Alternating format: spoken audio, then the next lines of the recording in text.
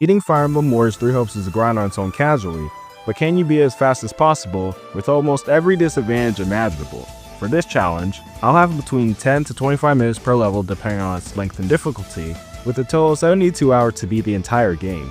If I fail even a single level in time, I'll have to reset everything. No retries, no second chances, just like a real-time speedrun, where every mistake costs everything. Also, I'll be limited to playing and commanding classes that are inherently weak or mismatched for certain levels. Let me know if you think I can pull this off before time runs out. Challenge starts at 9 AM. Time saves will be crucial, so I immediately set up New Game Plus. This overwrites a previous save. The first chapter of the game is pretty much a tutorial, so no changes will be made until chapter 4. After setting up the main character, the first mission is to defeat at least 150 enemies. This opens up the gates to the Mercenary Captain. The Mercenary Captain is followed up by the first stronghold of the game.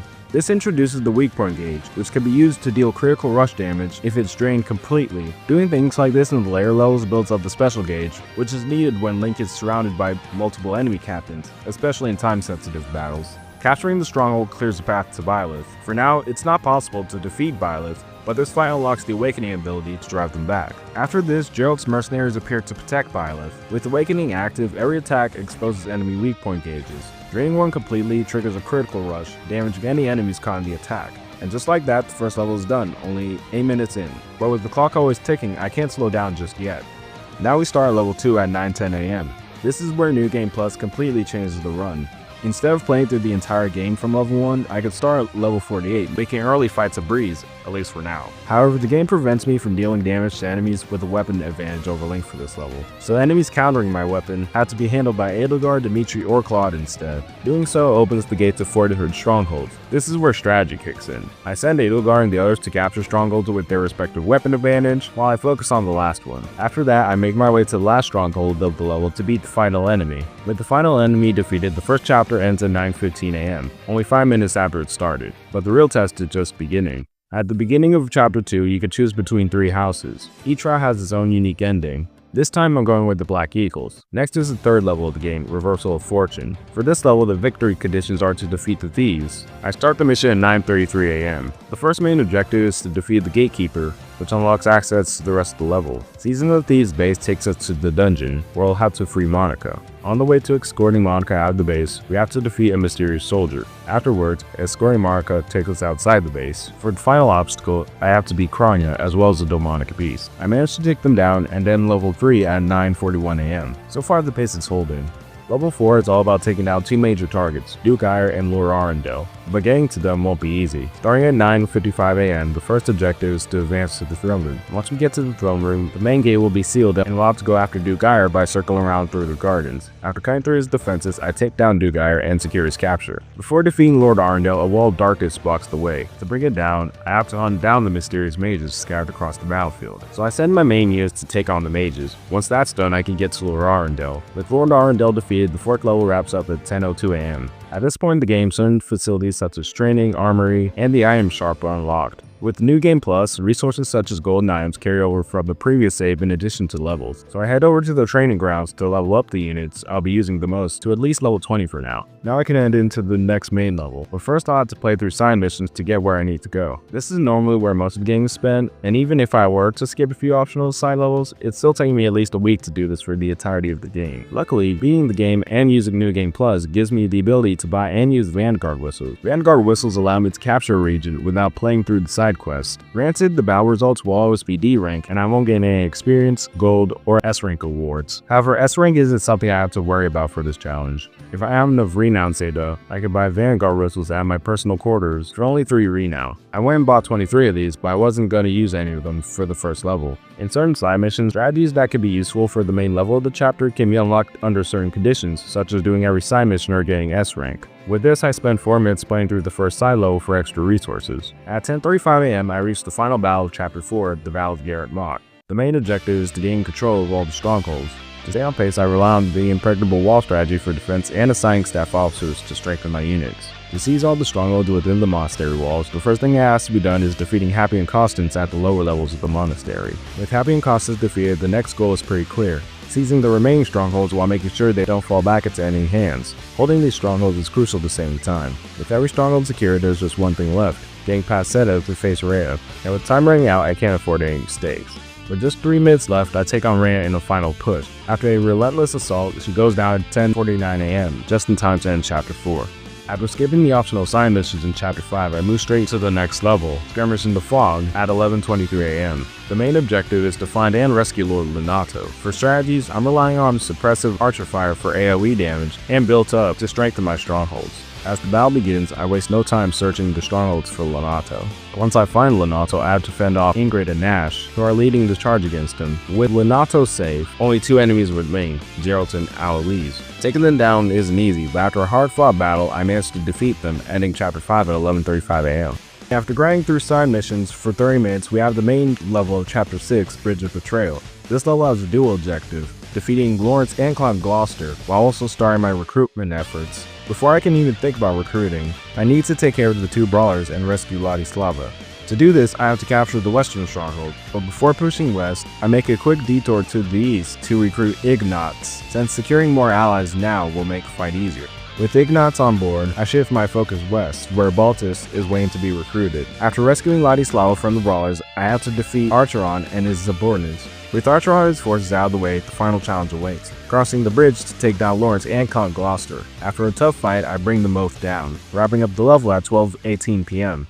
Next up is Chapter 7, Blitz of Regan. This level ramps up the stakes as I push forward to rescue Count Burgles. I start the mission at 12:45 PM. Similar to the last main level, I'm going to recruit most of the units that I can. Once I recruit most of the units from the Golden Deer, I head to the center of the level to rescue the Burgles army. After clearing out the enemies surrounding Count Burgles, I use the strategy Burgles Onslaught to bypass Geralt's mercenaries and take a direct path to Claude. Claude won't go down without a fight, but with a relentless push, I managed to take him out at 12:55 PM. That just leaves one final obstacle, Byleth. The fight is brutal, and with time slipping away, every second counts. After a grueling battle, I barely managed to take them down at 12:59 PM. At 1:35 PM, I reached Chapter 8, the Defense of the Silver Maiden. So far, this battle is one of the toughest yet, with gates, traps, and a heavily fortified defense standing between me and Dimitri. The first goal is to reach Count Rowe's soldiers before they're wiped out, but the battlefield is a maze of gates and traps designed to slow me down. To speed things up, I split my units. One group goes east and the other goes west to disable the gate controls and open the first barrier. Even with the main gate open, the central area remains locked down. The only way forward is through the city streets, where more controls need to be disabled. To get there, I have to capture the west main gate to get to the central gates. So far, just getting to Count Rowe's soldiers is time consuming on its own, especially with the weapon disadvantage. It takes a while, but after disabling multiple controls around the level, I managed to get near the checkpoint at 1:43 PM. However, the dude stands in my way. With time running out, I throw everything I have at him, barely managing to take him down before reaching Rowe's forces. Once I defeat the dude, I finally reach Count Rowe and his soldiers. With this, I can defeat Dimitri. With seconds to spare, I also take down Ingrid at 1:49 PM, barely closing out the chapter. After this push, I decide to take a break, marking the end of day 1 of the challenge. If you're enjoying so far, feel free to subscribe.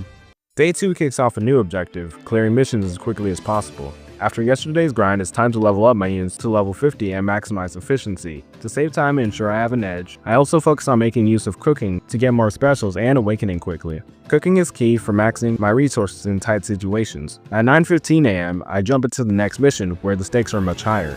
The mission's goal is to protect Edelgard from Shamir. To do this, I use the rescue strategy, which teleports her to safety during crucial moments. To stop the assassins from reaching Edelgard, I assign my units to seal key entry points, while one unit is tasked with chasing Shamir around the level. With the assassins held off, I have to face Thunder Catherine and Shamir.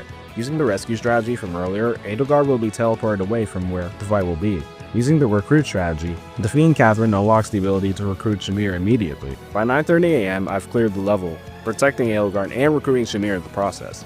Next up is Chapter 10, Subjugation of the Western Kingdom, a crucial mission where I not only have to defeat Rodrigue, but also pull off one of the most important recruits of the run, Byleth. I'll be using the Resonant Lightning strategy, which is key to luring Byleth out of the enemy base. Without this, I can't recruit Byleth. With that, I begin at 10:15 AM. Instead of taking down the Baron directly, I go for a tactical approach. This forces him to surrender and is another crucial factor for recruiting Byleth. With the Baron out of the way, I need to secure all the sorcery engineers. They're the key to activating Resonant Lightning, and without them, the whole strategy falls apart. With Resonant Lightning active, Aloise is forced into bout, and more importantly, Byleth is drawn out the enemy base, leaving Rodrigue vulnerable. Now I can advance to the enemy base to defeat Aloise. All that's left to do is defeat Rodrigue before Byleth returns. Pushing forward, I take down Rodrigue just in time before Byleth can return, securing the recruit at 10:32 AM.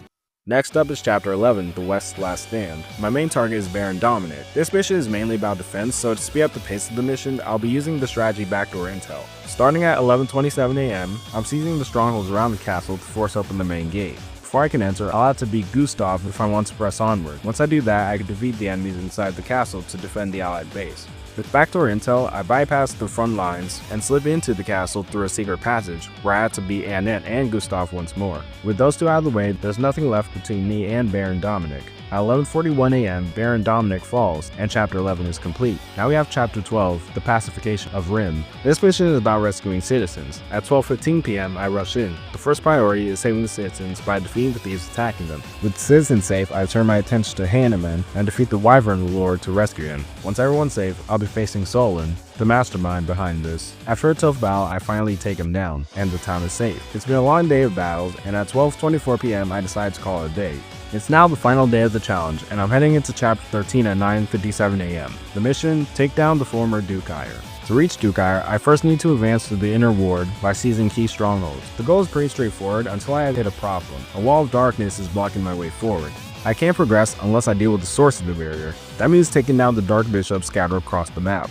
Once I eliminate them, the barrier finally disappears, but my path forward is still far from clear. Before I can challenge Dukeire, I have to deal with Kranya and her forces. But there's another issue. Magic turrets are dealing AoE damage across the battlefield, so it's here that I switch to my detachment force on the other side of the map to get to the controls. To disable the Viscum, once the Viscum are offline, I focus on defeating Kranya and clearing the way. With all the obstacles out of the way, I finally reach Dukeire. He puts up a tough fight, but eventually I manage to defeat him, closing out Chapter 13 at 10:16 AM. It's now 11:13 and I'm diving into Chapter 14. The goal is to defeat the Kingdom and Church of Saros army. The first step is seizing the enemy strongholds while taking out their vanguard. I also have to hold the strongholds against Felix and Sylvain, who are trying to reclaim them. Once the vanguard is down, the rear guard becomes my next target. Before I engage them, I make a quick detour to stop Flame from healing enemy units. With the strongholds under my control, I press forward to fight Dedu.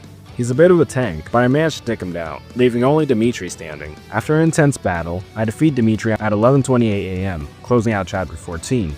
Immediately after this is Hour of Vengeance and Into the Chasm. For Into the Chasm, I'll be limited to using Link and the other house leaders. Beginning at 12:12 PM, I defeat the Phantoms of characters from each house. Soon after are Phantoms of Edelgard, Dimitri, and Claude. Once I beat all the Phantoms, I can face off against Arvel as Link, or Epimenides, but it's basically the same character. During the fight, two more Phantoms appear. One of them is Shez, but the other is Annette. I'm not sure if Annette appearing is a glitch, because normally a Phantom of Byleth appears instead. Anyway, after defeating the Phantoms, I defeat Arvel at 12:21 PM. After that, I'm at the final level of the game, the defense of Garreg Mach. For this one, the goal is to defeat Rhea and Talus. I start at 12:39 PM, but before I can reach my targets, I need to bring down the Wall of Darkness. The first step is rescuing Calvarley from Falcon Knights. With them gone, I turn my focus to Mycen, the one creating the barrier. During the fight, Mycen warps to the upper walls, forcing me to find a way up. The only way to reach him is through a warp floor hidden in the lower walls of the monastery. But there's a problem. It won't work unless I activate the controls in the middle walls. This is where I had to defeat Thunder Catherine.